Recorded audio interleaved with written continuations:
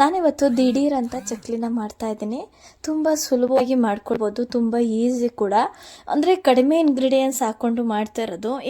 ಏನಪ್ಪ ಅಂತಂದರೆ ಮನೆಯಲ್ಲಿರೋ ಇಂಗ್ರೀಡಿಯೆಂಟ್ಸ್ನೇ ಹಾಕ್ಕೊಂಡು ಆರಾಮಾಗಿ ಈಸಿಯಾಗಿ ಚಕ್ಲಿನ ಮಾಡ್ಕೊಳ್ತಾ ಇದ್ದೀನಿ. ತುಂಬ ಸುಲಭ, ತಿಂತಾ ಇದ್ರೆ ಮಾತ್ರ ತಿಂತಾನೆ ಇರಬೇಕು ಅಂತ ಅನಿಸುತ್ತೆ, ಅಷ್ಟು ಚೆನ್ನಾಗಿರುತ್ತೆ ಈ ಥರ ಚಕ್ಲಿ ಮಾತ್ರ. ಟೇಸ್ಟ್ ಅಂತೂ ಸಖತ್ತಾಗಿರುತ್ತೆ. ಅಂದರೆ ಕ್ರಿಸ್ಪಿ ಆಗಿರುತ್ತೆ ಈ ಚಕ್ಲಿ. ನೋಡಿ, ನೀವು ಕೂಡ ಮಾಡ್ಕೊಳ್ಳಿ, ಇದೇ ಥರ ತಿನ್ಕೊಳ್ಳಿ ನೀವು ಕೂಡ. ತುಂಬ ಚೆನ್ನಾಗಿರುತ್ತೆ. ಮಕ್ಕಳು ದೊಡ್ಡವರು ಎಲ್ಲರೂ ಇಷ್ಟಪಟ್ಟು ತಿಂತಾರೆ. ಬನ್ನಿ ಇವಾಗ ಮಾಡೋದು ಯಾವ ರೀತಿ ಅಂತಲೂ ತೋರಿಸ್ತೀನಿ. ಒಂದು ಬಾಣಲಿ ತೊಗೊಂಡು ಬಿಸಿ ಮಾಡಿಕೊಂಡು ಒಂದು ಅರ್ಧ ಬೌಲಷ್ಟು ಮೈದಾ ಹಿಟ್ಟನ್ನು ಹಾಕ್ಕೊಳ್ತಾ ಇದ್ದೀನಿ. ಅದನ್ನು ಹಾಕ್ಕೊಂಡು ಸ್ವಲ್ಪ ಚೆನ್ನಾಗಿ ಹುರ್ಕೊಳ್ತೀನಿ. ಅಂದರೆ ಜೋರು ಉರಿ ಇಡಬಾರ್ದು. ಒಂದು ಸ್ವಲ್ಪ ಮೈದಾ ಹಿಟ್ಟು ಸ್ವಲ್ಪ ಬಿಸಿ ಆಗಬೇಕು, ಅಷ್ಟು ಅಲ್ಲಿವರೆಗೂ ಹುರ್ಕೋಬೇಕು. ಒಂದು ಸ್ವಲ್ಪ ಕೈಯಲ್ಲಿ ಮುಟ್ಟಿ ನೋಡ್ಕೋಬೇಕು, ಗೊತ್ತಾಗುತ್ತೆ ನಿಮಗೆ ಬಿಸಿಯಾಗಿದೆ ಅಂತ ಹೇಳಿ. ಅದಾದಮೇಲೆ ನಾವೇನು ಮಾಡಬೇಕು, ಜಾಸ್ತಿ ಹುರ್ಕೋಬಾರ್ದು, ಕಲರೆಲ್ಲ ಚೇಂಜ್ ಆಗೋವರೆಗೂ ಏನೋ. ಅದಕ್ಕೆ ಅಕ್ಕಿ ಹಿಟ್ಟು ಹಾಕ್ಕೊಳ್ತಾ ಇದ್ದೀನಿ, ಒಂದು ಅರ್ಧ ಬೌಲಷ್ಟು. ಒಂದು ಸ್ವಲ್ಪ ದೊಡ್ಡ ಬೌಲಷ್ಟು ಹಾಕ್ಕೊಂಡಿದ್ದೀನಿ, ಒಂದು ಅರ್ಧ ಬೌಲು. ಸಮ ಅಲ್ಲ, ಒಂದು ಸ್ವಲ್ಪ ಇದು ಅಕ್ಕಿ ಹಿಟ್ಟು ಸ್ವಲ್ಪ ಒಂದು ಮುಕ್ಕಾಲು ಬೌಲಷ್ಟು, ಮೈದಾ ಹಿಟ್ಟು ಸ್ವಲ್ಪ ಒಂದು ಚಿಕ್ಕ ಬೌಲ್ ಒಂದು ಅರ್ಧ ಬೌಲಷ್ಟು ಹಾಕ್ಕೊಂಡಿದ್ದೀನಿ. ಈಗ ನಾವು ಅಕ್ಕಿ ಎಷ್ಟು ಹಾಕ್ಕೊಳ್ತೀವೋ ಅದರಲ್ಲಿ ಒಂದು ಕಾಲು ಭಾಗದಷ್ಟು ಮೈದಾ ಹಿಟ್ಟನ್ನು ಹಾಕ್ಕೊಂಡು, ಮತ್ತು ಮೈದಾ ಹಿಟ್ಟು ಎಷ್ಟು ಹಾಕಿರ್ತೀವೋ ಅಷ್ಟೇ ನಾವು ಇದನ್ನು ಹಾಕ್ಕೊಳ್ಬೇಕು. ಗಡ್ಲೆನೂ ಇದ್ದರೆ ಪುಡಿ ಮಾಡಿಬಿಟ್ಟು ಕೂಡ ಹಾಕ್ಕೊಳ್ಳಿ, ತುಂಬ ಚೆನ್ನಾಗಿರುತ್ತೆ. ಇದು ನಾನು ಬಜ್ಜಿ ಬೋಂಡಾಗೆಲ್ಲ ಬಳಸೋವಂಥ ಕಡಲೆ ಹಿಟ್ಟನ್ನು ಹಾಕ್ಕೊಂಡಿರೋದು. ರುಚಿಗೆ ತಕ್ಕಷ್ಟು ಉಪ್ಪು ಹಾಕ್ಕೊಂಡು ಚೆನ್ನಾಗಿ ಮಿಕ್ಸ್ ಮಾಡ್ಕೋಬೇಕು. ಅದಾದಮೇಲೆ ಅರಿಶಿನ ಪುಡಿನ ಹಾಕ್ಕೊಳ್ತಾ ಇದ್ದೀನಿ. ಅರಿಶಿನ ಒಂದು ಅರ್ಧ ಸ್ಪೂನಷ್ಟು ಹಾಕ್ಕೊಳ್ತೀನಿ. ಅರಿಶಿನ ಒಂದು ಸ್ವಲ್ಪ ಕಲ್ಲರ್ಗೆ, ಯಾವುದೇ ಥರ ಫುಡ್ ಕಲರ್ ಅದೆಲ್ಲ ಏನು ಹಾಕಲ್ಲ, ಅರಿಶಿನೇ ಹಾಕ್ಕೊಳ್ಳೋದು ನಾನು. ಅದಕ್ಕೆ ಒಂದು ಸ್ಪೂನಷ್ಟು ಜೀರಿಗೆನ ಹಾಕ್ಕೊಳ್ತೀನಿ. 2 ಸ್ಪೂನಷ್ಟು ಬಿಸಿ ಎಣ್ಣೆ, ಕಾದಿರೋವಂಥ ಬಿಸಿ ಎಣ್ಣೆನ ಹಾಕ್ಕೊಳ್ತಾ ಇದ್ದೀನಿ, 2 ಸ್ಪೂನಷ್ಟು. ಇದು ಚಕ್ಲಿ ಏನಿಲ್ಲ ಅಂದರೆ ಎಲ್ಲ ಅಳತೆ ನೋಡಿದ್ರೆ ಒಂದು 1/4 kg ಅಷ್ಟು ಆಗುತ್ತೆ. ಏನಿಲ್ಲ ಅಂತಂದರೆ ಇದು ಚಕ್ಲಿ ಏನಿಲ್ಲ ಅಂದರೆ ಎಷ್ಟೊಂದು ಜನಕ್ಕೆ, ಒಂದು 10 ಜನಕ್ಕೂ ಆಗುತ್ತೆ, ಅಷ್ಟೊಂದು ಚಕ್ಲಿ ಆಗುತ್ತೆ. ತುಂಬ ಅಂದರೆ ಜಾಸ್ತಿ, ಅಂದರೆ ಕಡಿಮೆ ಖರ್ಚು, ಜಾಸ್ತಿ ಚಕ್ಲಿಗಳು ಆಗ್ತವೆ. ತುಂಬ ಚೆನ್ನಾಗಿರುತ್ತೆ ಈ ಥರ ಚಕ್ಲಿ. ಇದೆಲ್ಲ ಮಿಕ್ಸ್ ಮಾಡಿಬಿಟ್ಟು ನಾನು ನೀಟಾಗಿ ಎಲ್ಲ ಬಿಸಿ ನೀರಂದರೆ ಒಂದು ಸ್ವಲ್ಪ ಉಗುರು ಬೆಚ್ಚಗಿರೋ ನೀರನ್ನು ಹಾಕ್ಕೊಂಡು ನಾವು ಇದಕ್ಕೆ ಕಲಿಸ್ಕೊಳ್ಬೇಕಾಗುತ್ತೆ. ನೋಡ್ತಾ ಇದ್ದೀರಲ್ಲ, ಇದು ನೀಟಾಗಿ ಎಲ್ಲ ಕಡೆ ಎಣ್ಣೆ ಅಂಟಾಗಿ ಮಿಕ್ಸ್ ಮಾಡ್ಕೋಬೇಕು. ಎಣ್ಣೆ ಅಂಶ ಇರುತ್ತಲ್ಲ ಅದೆಲ್ಲ ಕಡೆನೂ ಹೋಗಬೇಕು. ಹಿಂಗೆ ಹಿಡಿದ್ರೆ ಹಿಟ್ಟು ಈ ಥರ ಆಗಬೇಕು. ನೀಟಾಗಿ ಅಲ್ಲಿವರೆಗೂ ಚೆನ್ನಾಗಿ ಮಿಕ್ಸ್ ಮಾಡ್ಕೋಬೇಕು. ಇದಕ್ಕೆ ನಾನು ಯಾವುದೇ ಥರ ತುಪ್ಪ, ಬೆಣ್ಣೆ ಎಲ್ಲ ಏನೂ ಬಳಸಲ್ಲ. ಬೇಕಿದ್ರೆ ನೀವು ಬೆಣ್ಣೆ ಕೂಡ ಹಾಕ್ಕೊಳ್ಬೋದು, ತುಂಬ ಚೆನ್ನಾಗಿ ಬರುತ್ತೆ. ಇದ್ದರೆ ಹಾಕ್ಕೊಳ್ಳಿ, ಇಲ್ಲ ಅಂದರೆ ಏನು ಬೇಡ. ನೋಡಿ, ಬಿಸಿ ನೀರು, ಉಗುರು ಬೆಚ್ಚಗಿರೋ ನೀರು ಹಾಕ್ಕೊಂಡು ಕಲಿಸ್ಕೊಳ್ತೀನಿ. ಜೊತೆಗೆ ಖಾರದ ಪುಡಿನೂ ಕೂಡ ಹಾಕ್ಕೊಂಡಿರಲಿಲ್ಲ, ಇವಾಗ ಹಾಕ್ಕೊಳ್ತಾ ಇದ್ದೀನಿ. ಸ್ವಲ್ಪ ಫಸ್ಟೇ ಹಾಕ್ಕೊಂಡ್ರು ನಡೆಯುತ್ತೆ, ಯಾವಾಗ ಹಾಕ್ಕೊಂಡ್ರು ನಡೆಯುತ್ತೆ. ನಾನು ಸ್ವಲ್ಪ ಮರ್ತಿದ್ದೆ, ಹಾಗಾಗಿ ಇವಾಗೆ ಹಾಕ್ಕೊಂಡು ಮಿಕ್ಸ್ ಮಾಡ್ಕೊತಾ ಇದ್ದೀನಿ. ಎಲ್ಲ ಕಡೆನೂ ಅಂಟೋ ಹಾಗೆ ನೀಟಾಗಿ ಮಿಕ್ಸ್ ಮಾಡ್ಕೊತಾ ಇದ್ದೀನಿ. ಖಾರದ ಪುಡಿ ಏನಿಲ್ಲ ಅಂದರೆ ನಾನು ಒಂದು 2 ಸ್ಪೂನಷ್ಟು ಹಾಕ್ಕೊಂಡಿದ್ದೀನಿ. ಖಾರಕ್ಕೆ ಉಪ್ಪು ಖಾರ ಎರಡೂ ನಿಮಗೆ ಎಷ್ಟು ಬೇಕು ನೋಡಿಕೊಂಡು ಹಾಕ್ಕೊಳ್ಳಿ.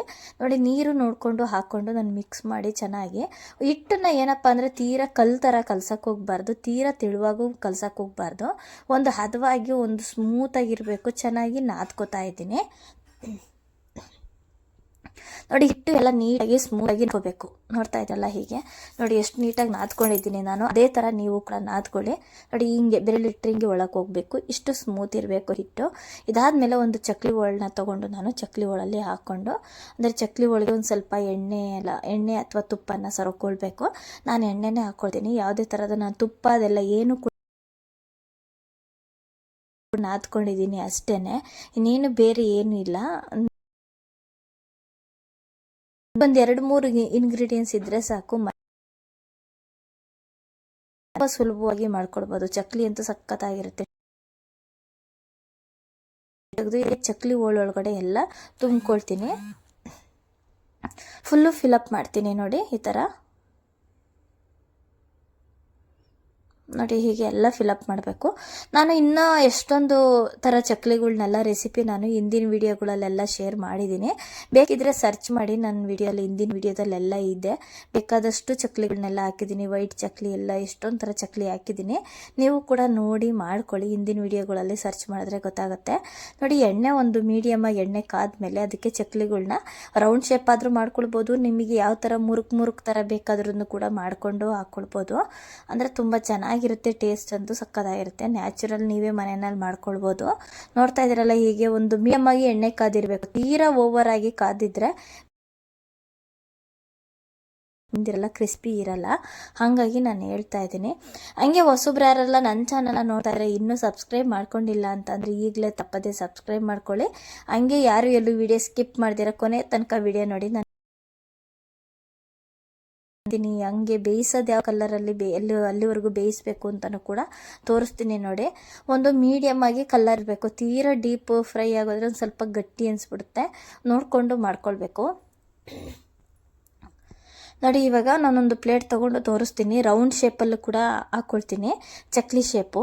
ಅದು ಸ್ವಲ್ಪ ನಿಧಾನ ಹಿಡಿಯುತ್ತೆ. ಹಂಗಿರೋರು ಈ ಥರ ಮುರುಕ್ ಥರನೇ ಡೈರೆಕ್ಟ್ ಬಾಣಲಿಗೆ ಹಾಕ್ಕೊಳ್ಬೋದು.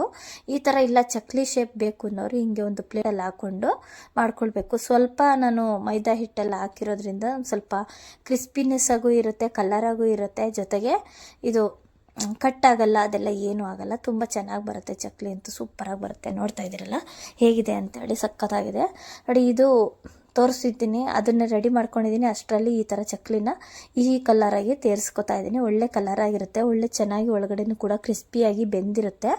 ನೋಡ್ತಾ ಹೇಳಿದ್ನಲ್ವ, ಉಪ್ಪು ಖಾರ ಇದೆಲ್ಲ ನಿಮಗೆ ಎಷ್ಟು ಬೇಕು ನೋಡ್ಕೊಂಡು ಹಾಕ್ಕೊಳ್ಳಿ. ನಾನೊಂದು ಹದವಾಗಿ ಮೀಡಿಯಮ್ ಆಗಿ ಹಾಕ್ಕೊಂಡಿದ್ದೀನಿ ನೋಡಿ. ಹೇಗೆ ಇನ್ನು ಮತ್ತೆ ರೌಂಡ್ ಶೇಪಲ್ಲೂ ಮತ್ತೆ ಮಾಡಿ ಇಟ್ಕೊಂಡಿದ್ದೆ, ಇದು ಬೇಯೋವಷ್ಟರಲ್ಲಿ ಮಾಡಿ ಇಟ್ಕೊಂಡಿದ್ದೆ. ನೋಡ್ತಾ ಇದ್ದೀರಲ್ಲ ಎಲ್ಲವನ್ನು ಕೂಡ ಮತ್ತೆ ಇದರಲ್ಲಿ ಹಾಕ್ಕೊಳ್ತಾ ಇದ್ದೀನಿ. ತುಂಬ ಚೆನ್ನಾಗಿತ್ತು. ಇದು ರೌಂಡ್ ಶೇಪು ಕೂಡ ತುಂಬ ಚೆನ್ನಾಗಿತ್ತು, ಅದು ಕೂಡ ಚೆನ್ನಾಗಿತ್ತು. ಈಗ ಇವೆಲ್ಲವನ್ನು ಹಾಕಿದ ಮೇಲೆ ನಾವು ಒಂದು ಸ್ವಲ್ಪ ಹೊತ್ತು ಏನು ಮಾಡಬೇಕು ಅಂತಂದರೆ ನಿಧಾನವಾಗಿ ನಾವು ತಿರುಗಿಸ್ಕೊಳ್ಬೇಕು. ಬೇಗ ತಿರುಗಿಸೋಕೆ ಹೋಗಬಾರ್ದು, ಕಟ್ಟಾಗೋ ಚಾನ್ಸಸ್ ಇರುತ್ತೆ. ಹಾಗಾಗಿ ನೋಡಿ ಒಂದೊಂದನ್ನು ಕೂಡ ಹಾಕ್ಕೊಳ್ಬೋದು. ಹಾಕ್ಕೊಳ್ಳೋವಾಗೂ ಕೂಡ ಕಿತ್ತೇ ಹೋಗಲ್ಲ, ಅಷ್ಟು ಚೆನ್ನಾಗಿ ಬಂದಿತ್ತು ಚಕ್ಲಿ. ಮಾತ್ರ ಸಖತ್ತಾಗಿತ್ತು ಚಕ್ಲಿ, ಸೂಪರ್ ಚಕ್ಲಿ ಅಂತಲೇ ಹೇಳ್ಬೋದು. ನೋಡ್ತಾ ಇರಲ್ಲ ಎಷ್ಟು ಚೆನ್ನಾಗಿ ಬಂದಿದೆ, ಎಷ್ಟು ನೀಟಾಗಿ ಬೇಯ್ತಾ ಇದೆ ನೋಡಿ. ತಿರುಗಿಸಿ ಕೂಡ ತೋರಿಸ್ತೀನಿ. ನೋಡ್ತಾ ಇದ್ರಲ್ಲ, ಇದು ಬೆಂದಿರೋದು ಹೆಂಗೆ ಅಂತ ಗೊತ್ತಾಗುತ್ತೆ ಅಂತಂದರೆ ಸ್ವಲ್ಪ ಗುಳ್ಳೆ ಥರ ಇದೆಲ್ಲ ಬರುತ್ತಲ್ಲ, ಅದೆಲ್ಲ ಸ್ವಲ್ಪ ಕಂಟ್ರೋಲ್ ಆಗುತ್ತೆ, ಕಡಿಮೆ ಬರುತ್ತೆ. ಜೊತೆಗೆ ಸ್ವಲ್ಪ ಕಲ್ಲರಲ್ಲೇ ಚೇಂಜ್ ಆಗ್ತಾ ಇರುತ್ತೆ, ನೋಡಿಕೊಂಡು ಎತ್ಕೋಬೇಕಾಗತ್ತೆ. ನೋಡಿ ಈಗ ಎಷ್ಟು ಚೆನ್ನಾಗಿ ಬರ್ತಾ ಇದೆ ಕಲ್ಲರು ಎಲ್ಲ. ಚಕ್ಲಿ ಸಖತ್ತಾಗಿ ಬಂದಿತ್ತು. ನೀವು ಎಷ್ಟು ದಿನ ಬೇಕಾದರೂ ಇಟ್ಕೊಂಡು ತಿನ್ಬೋದು. ಬಾಕ್ಸಲ್ಲಿ ಮಾಡಿ ಇಟ್ಕೊಂಬಿಟ್ರೆ ಮಕ್ಳುಗಳು ತಿಂತಾರೆ. ಮತ್ತು ನೆಂಚ್ಕೊಳ್ಳೋದಕ್ಕೆ ತಿಳಿ ಸಾಂಬಾರು, ಅನ್ನ ಈ ಥರ ಎಲ್ಲ ಮಾಡ್ಕೊಂಡಾಗ ಈ ಥರ ನೆಂಚ್ಕೊಳ್ಳೋದಕ್ಕೆ ಅಂತೂ ಇರಲೇಬೇಕು. ನೆಂಚ್ಕೊಳ್ಳೋಕ್ಕಿಲ್ಲ ಅಂತ ಅಂದರೆ ತಿನ್ನೋದಕ್ಕೆ ಕಷ್ಟ ಆಗೋಗುತ್ತೆ. ಆವಾಗ ಈ ಥರ ನಮಗೆ ಯೂಸ್ ಆಗುತ್ತೆ ಇದು ಚಕ್ಲಿ ನೋಡಿ. ಮಕ್ಕಳಿಗೆ ಒಳ್ಳೆ ಹೆಲ್ತಿಯಾಗಿ ನೀವೇ ಮನೆಯಲ್ಲಿ ಚಕ್ಲಿನ ಮಾಡ್ಕೊಳ್ಬೋದು. ಸ್ನ್ಯಾಕ್ಸ್ ಹೆಲ್ತಿ ಅಂತ ಹೇಳೋಕ್ಕಾಗಲ್ಲ, ಯಾಕಂದರೆ ಹೊರಗಡೆ ತಿನ್ನೋ ಸ್ನ್ಯಾಕ್ಸ್ ಬದಲು ಈ ಥರ ಚಕ್ಲಿ, ಈ ಥರ ಸ್ನ್ಯಾಕ್ಸ್ನ ನೀವೇ ಮನೆಯಲ್ಲಿ ಮಾಡಿಕೊಟ್ರೆ ಅವ್ರಿಗೂ ಇಷ್ಟ ಆಗುತ್ತೆ, ಒಳ್ಳೆಯದು, ತಿನ್ನೋದಕ್ಕೂ ಅಷ್ಟೇ ಒಳ್ಳೆಯದು. ನೋಡಿ ಎಷ್ಟು ನೀಟಾಗಿ, ಎಷ್ಟು ಕಲರ್ಫುಲ್ಲಾಗಿ ಸಕ್ಕತ್ತಾಗಿ ಬಂದೈತೆ ಚಕ್ಲಿ ಅಂತಂದರೆ. ನಮ್ಮ ಮನೆಯಲ್ಲಿ ಮಾಡೋವಾಗೇ ತಿಂತಾಯಿದ್ರು, ತಿಂದು ಖಾಲಿ ಮಾಡ್ತಾಯಿದ್ರು ಮಕ್ಕಳಂತೂ. ಅವ್ರಿಗಂತೂ ಸಖತ್ ಇಷ್ಟ ಚಕ್ಲಿಗಳು ಅಂತಂದರೆ. ನೋಡಿ ಈ ಥರ ಹಿಂಗೆ ರೌಂಡು ಏನೂ ಇಲ್ದಿರ ಮತ್ತು ಹಂಗೆ ಹಾಕಿ ಮಾಡ್ತಾಯಿದ್ದೀನಿ. ತುಂಬ ಚೆನ್ನಾಗಿ ಬಂದಿತ್ತು ಚಕ್ಲಿ. ನೋಡ್ತಾ ಇದ್ದೀರಲ್ಲ ನೋಡಿ, ಹೀಗೆ ಎಲ್ಲವನ್ನೂ ಚಕ್ಲಿ ಮಾಡಿ ತೋರಿಸ್ತಾ ಇದ್ದೀನಿ. ಎಲ್ರಿಗೂ ನಮಸ್ಕಾರ. ಮುಂದಿನ ವಿಡಿಯೋದಲ್ಲಿ ಸಿಗ್ತೀನಿ.